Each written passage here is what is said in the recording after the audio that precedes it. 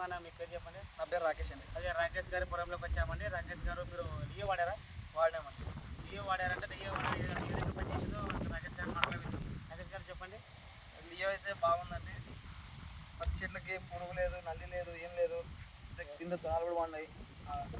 4 ఎకరాలు వేసినాము. అంత బాగుంటుంది. నీటితో పోలిస్తే ఇక్కడ బాగున్నది. ఈ సంవత్సరం పోతే ఇది బాగుందంటారు. చాలా బాగుంది. నేనైతే మాది చేనులో పులినాయి వచ్చి పురుగు పట్టి నీడైతే ఏం లేదు, నల్లి పడిన నీడు ఏం లేదు. ఏడైతే బాగుంది.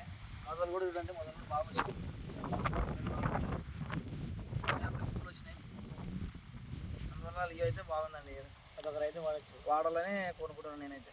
రైతుల వద్ద పంటలు ఎదల శరీర దోమ పిందెలు మొత్తం పోయింది. అన్నీ పోయినాయి. అన్ని పోయినాయి. ముక్క ఆరోగ్యంగా ఉంది. ఆరోగ్యంగా ఉంది.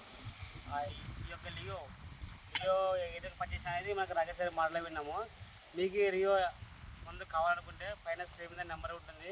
అది కాకపోతే 8 రోజుల శ్రీ మంజునాథ షాప్లో దొరుకుతుంది. అలాగే మరియు ఓసిగిలో తిక్కస్వామి ట్రేడర్స్, నాగార్జునలో శ్రీ వెంకటేశ్వర షాప్లో దొరుకుతుంది.